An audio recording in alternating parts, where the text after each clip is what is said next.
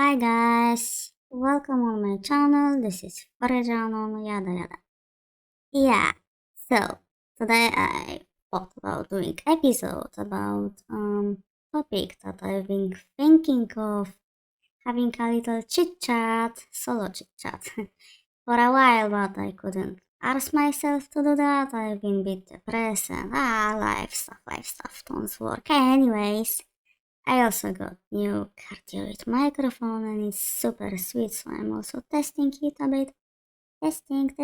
Oh, the sound is nice, I guess, better than before. Anyways, okay, so paranoid personality disorder.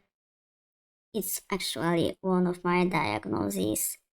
I've been recently re-evaluated at the psychiatric clinic, and yeah, the two personality disorders diagnoses that I had still stand. I was mostly having a checkup on the severity and what to do in therapy about those, stuff like that. So I have paranoid personality disorder diagnosis and antisocial personality disorder diagnosis. And one is cluster A and the other is in cluster B, and it's an interesting mix. I will talk about it a little in a bit, about how it manifests with like those two combined. What are the differences maybe? Because there is something different when you have like AsPD and PPD. Um, yeah. So let's begin. So first of all, it's not that you are deciding to be like that, like yeah, some people may think that you are deciding to be, I don't know, pardon, buzzword, sociopath or whatever. It's not a decision you make, it's pretty much how your life turns out and how you are molded anyways. Yeah, so it's not a decision. You can decide about some things that you maybe prefer to like be alone, but it's not 100% in your control. It's pretty much what your disorder is forcing you to be, how to behave, which can be worked on to some extent, and I'm working on some aspects of both my disorders. But sometimes those mechanisms are really strong, and sometimes you don't even know that something is going on. Yeah, I have pretty big insight in both disorders. I'm living with them for many years, and there are some things that I can help to some extent, and there are some that I'm struggling with very much, and yeah, I'm gonna talk about it too, I guess. So yeah, first of all, what is paranoid personality disorder in short? Is a mental health condition marked by a pattern of distrust and suspicion of others, without adequate reason to be suspicious. People with PPD are always on guard, believing that others are constantly trying to demean, harm, or threaten them. Thank you, first Google page. So that's very brief, short. And the thing here is that many people mix, just like people mix antisocial with like being asocial, which is not same, not might be like might be both, but no, it's not the same. That's pretty much how people mistake paranoid personality disorder for paranoia, like in a psychotic kind of mental illness, like in schizophrenia. And they are kinda linked, but they are not, they manifest a bit differently. I will talk about it. So, first of all, second of all, or is it third of all? I don't know, I'm kinda lost already. Okay, as I mentioned, PPD manifests a bit differently than illness symptom of, let's say, schizophrenia, because it's not really like psychotic. It's like bordering, I would say. But yeah, what's the difference between mental illness and Personality disorders, that should be talked more about because people mix those. And I will tell you, so personality disorders are long-term patterns of behavior and inner experiences that differ significantly from what is expected. The pattern of experience and behavior begins by late adolescence or early adulthood and causes distress or problems in functioning. Thank you again, first Google page. That's like pretty much biggest extent to what people read about those. That's why I'm gonna go a little bit deeper in this topic and in other topics. So yeah, personality disorders are pretty much pathologies developed in persons like personality since pretty much childhood. It begins, it's just growing, like being more and more prevalent, yeah. So it's pretty much a mixture of genetic predispositions and environmental factors. I'm sorry for my accent, I'm really trying.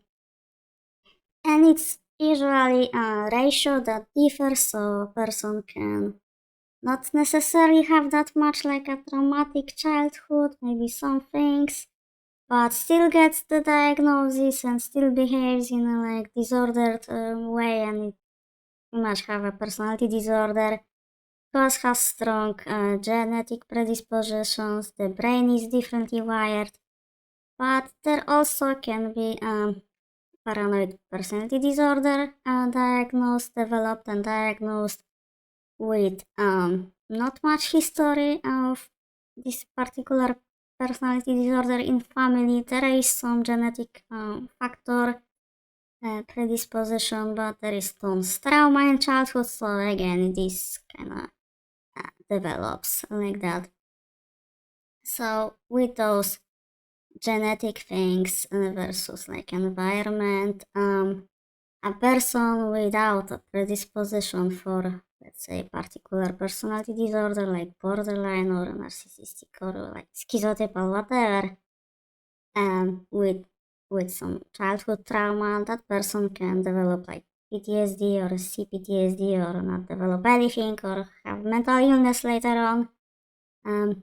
But a person who goes through like trauma, less or more, and have genetic predisposition for, let's say, antisocial or borderline will probably develop. Personality disorders, some tend to get milder with age, like cluster B ones, the emotional ones that are linked to mood disorders. So cluster B is linked to mood disorders like bipolar or depression, etc.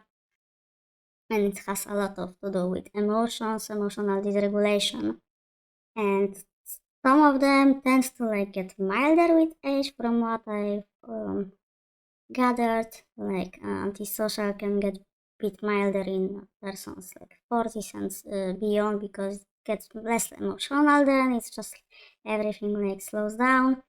I wonder if it will happen in my case. I'm in my 30s and it's really intense for me. I might talk about it sometime, yeah. Cluster A disorders don't necessarily get milder with age from what I have learned, because it's different kind of disorders. So yeah, let's talk about them, right? So yeah, as you can see, there are three clusters. Cluster A is paranoid PD, schizoid PD, and schizotypal PD. And there are two other clusters that I am not necessarily gonna be talking much today. Cluster B is linked to mood disorder, so the like wild, dramatic kind of. I know something about it. Cluster C is something that I might talk sometime about, but I don't have any of those. Like, it's mostly linked to like anxiety type of conditions. So yes, And cluster A, going back, is linked to schizophrenia type of thing. So let's say a person who has family history of schizophrenia have bigger chances of developing one or more of those disorders. And it's not a psychotic kind of paranoia. So this is what many people like mistake. It's not like you are, I don't know, looking for drones or I don't know, checking your power sockets if there are like cameras, or thinking that there is someone out to get you. Not like that. And but it is linked. It is linked. It's mostly like ongoing. It's ongoing throughout the life. It's mostly heavy mistrust that never ends, never really fades. You're always suspicious. But more about it in a second. The specific cause of paranoid personality disorder is unknown. Its higher incidence in families with schizophrenic members suggests a possible genetic influence. Some experts believe that the disorder results at least partly from negative childhood experiences and a threatening domestic atmosphere. For example, extreme unfounded rage or condescension by parents, which can produce profound insecurity in the child. Yeah, so like I mentioned, exactly what I mentioned. Going further, history. Paranoid personality disorder was originally founded by a Valentin Magnum. He described these people as distrustful, feeling unjustly treated, and feeling subjected to hostility, interference, and oppression. Yeah, so a little history on PPD.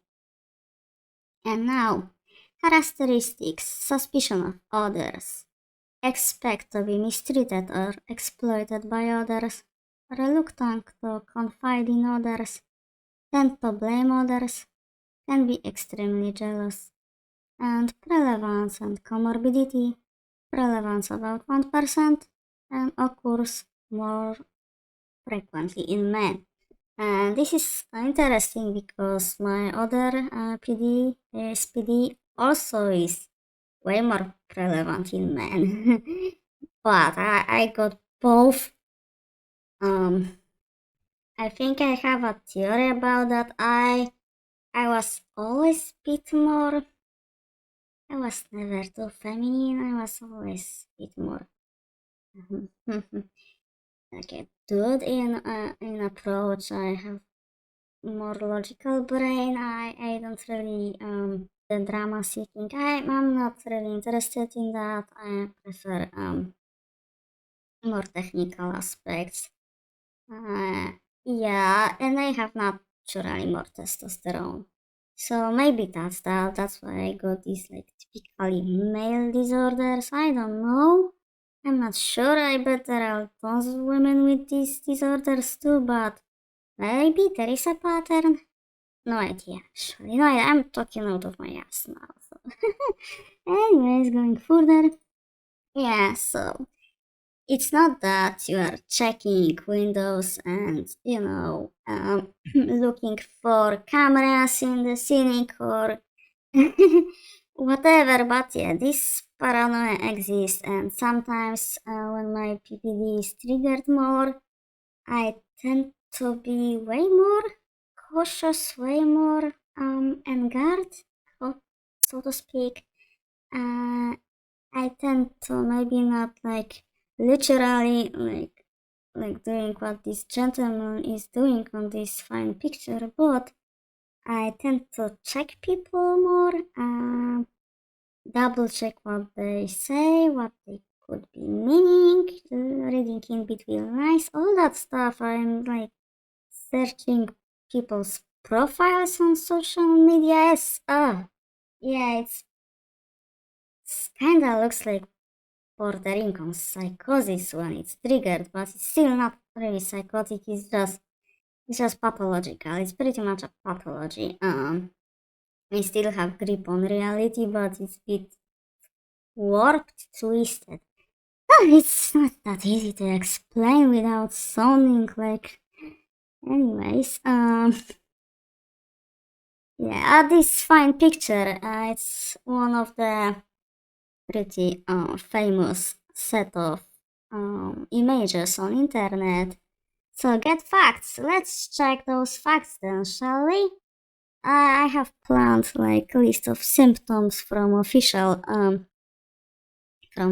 sites. So let's check those interesting memes that could be true, but maybe not necessarily. So grudges held for long periods, exploitation expected without a sufficient basis, trustworthiness of others doubted, fidelity of sexual partner questioned, attacks on character are perceived, confides in others rarely, if at all, threatening meanings read into events.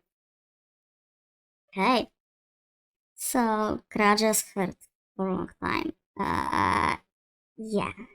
Yeah, it's a symptom and it's a thing, and I really hate this one. It's so petty. I don't really digest pettiness too well, and it's something that I don't like, and I'm trying to work on it.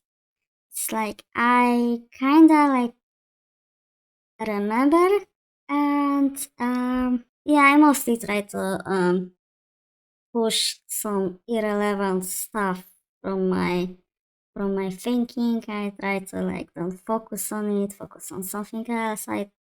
I pretty much try to like detach emotionally from this, which is probably easier for me because I have comorbid ASPD and I'm pretty much detached emotionally anyways.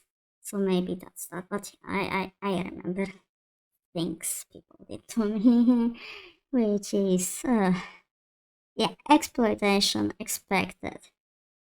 Of course, this one is a big one. I pretty much expect that people will try to exploit me for whatever reasons, even when I don't have a basis to think that, like, regarding some person that doesn't, wouldn't probably do that to me, because I know this person is just, I know there are some people that you look at them and you think, nah, but it's still there. It's still there. I will suspect it from my own mother, from my boyfriend, any, everyone. It's not a great thing to have as a symptom, though it did came in handy, and I'm gonna talk more about it later. Yeah, but it's still a pathology, so trustworthiness of others doubted of yes, a big one. Not only doubted, I don't really trust anyone. I'm gonna talk about it later on, so I'm just saying that yeah, that's pretty valid one, legit. Fidelity of sexual partner question.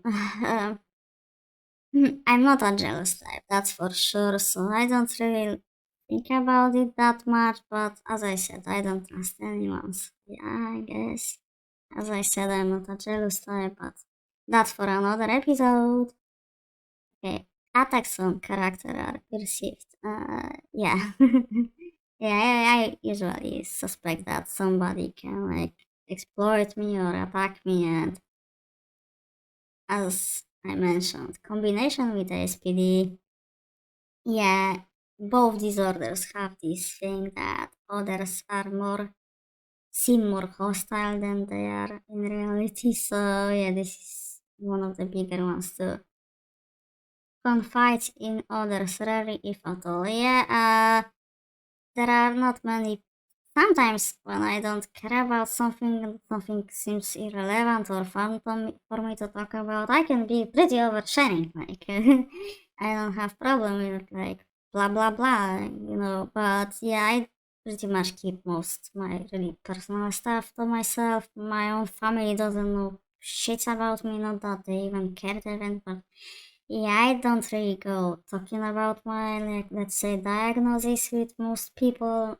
I only share some things in like private groups, personality disorder oriented on my Discord server, which I treat pretty much like my venting ground and other kind of place. Anyways, yeah. So I don't really share my personal stuff with most people, let alone talking about my PDs with people I know in real life. Never, like maybe two people know.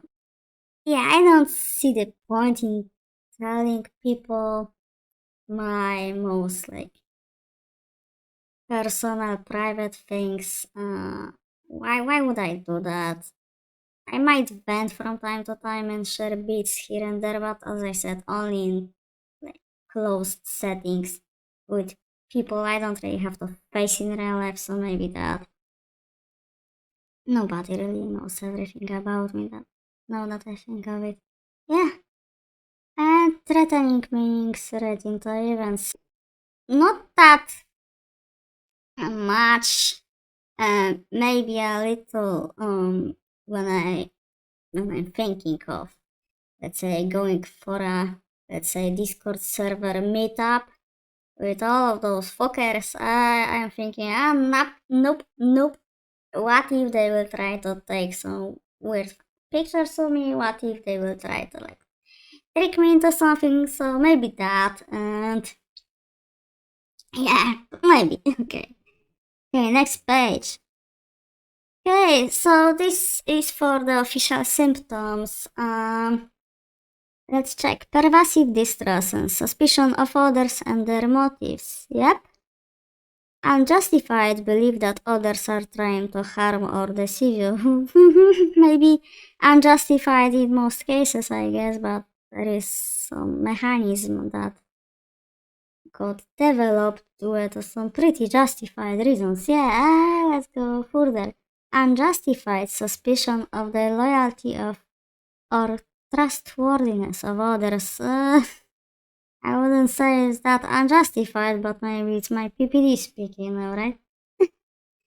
Hesitancy to confide in others due to unreasonable fear that others will use the information against you.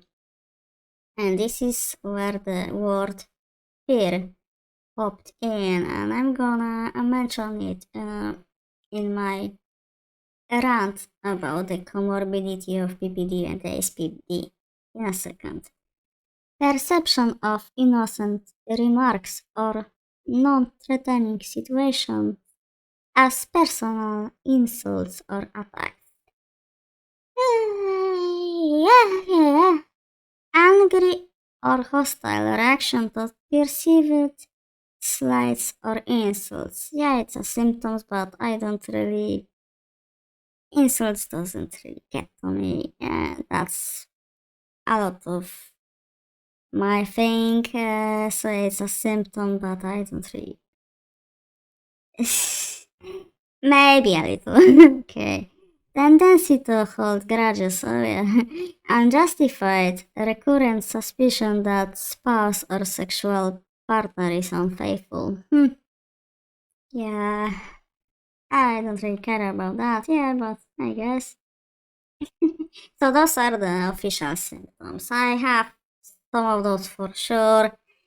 Some of those I would like argue if it's that unjustified, but yeah, PPD is a set of pathologies, so many of those situations are probably unjustified. So with some people might be more justified, and it's kinda justified due to this PD being developed due to having some shit situations with people in the past.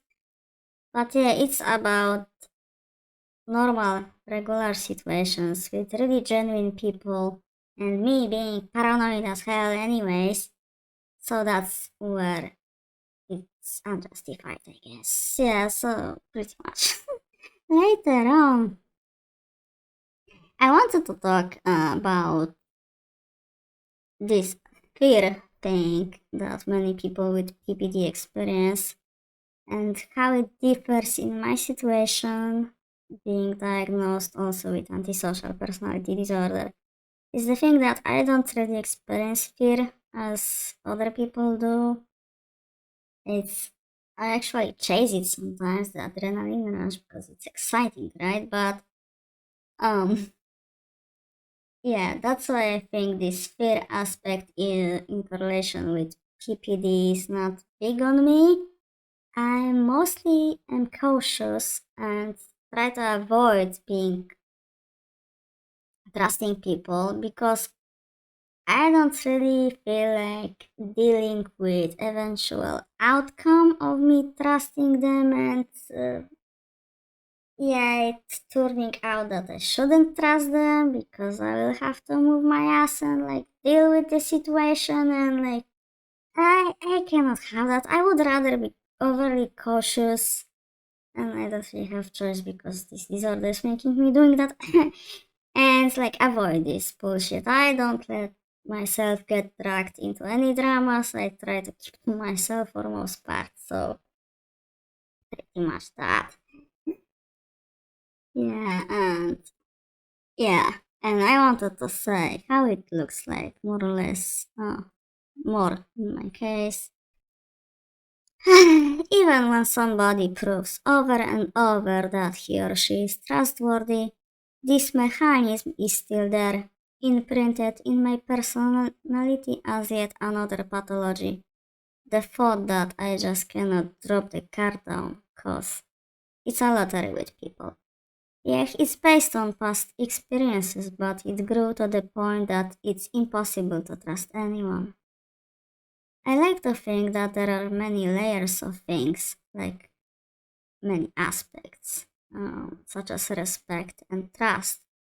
So you can trust somebody in one thing, some trivial stuff, but when it gets personal or public, like on social media, it's impossible to not have this thing in mind that there is a huge possibility that you will regret trusting, even if it's not fear based, like in my case.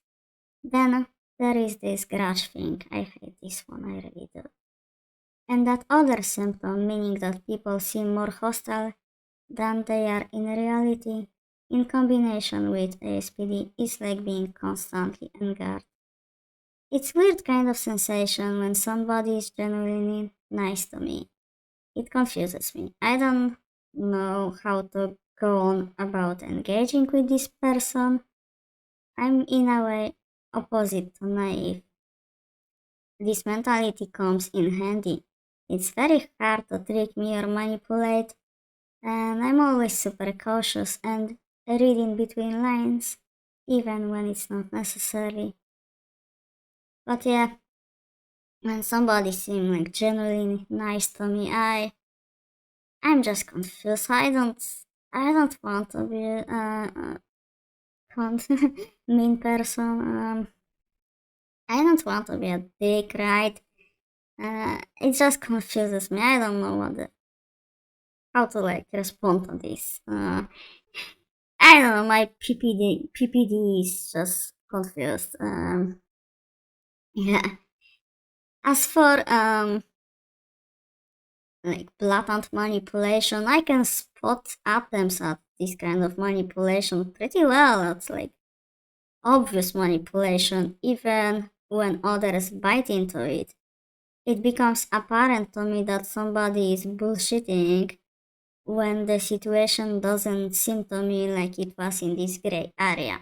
So like most situations all the time are in gray area. So like there is a potential like bullshit going on, but not necessarily. But I cannot be sure. So it's like this gray area. Like maybe yes, maybe not. But when something doesn't seem to me in this area, in in the end of spectrum, that it's pretty much apparent bullshit, and I'm quite sure. Yeah, I have proofs that it is bullshit because I'm way more cautious. I spot more details than other people. So I'm usually the first one to know that this is bullshit, and then others find out, or not find out.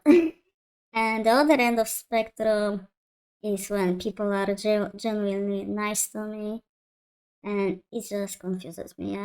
It's still a kind of gray area, but I'm I'm not sure. I cannot like put a finger on it, and I wish I could be trusting them. I really wish, because that would be nice to be more less on guard with some people, but I cannot have it anyways.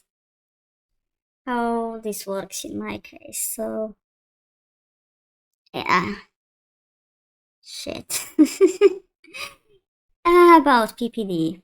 So there you go. It wasn't easy episode for me to do, because it's not easy disorder to explain how it works in reality, like put into words experiences I'm having with it, uh, and being both like cluster A and cluster B is like both being weird and wild, and yeah, at least I'm not worried, right? Um, yeah, yeah. And correlation with ASPD, like comorbidity, it's also something that not many people hear about, so I wanted to let it out, how it looks like.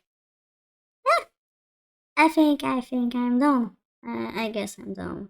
So, thank you guys for watching.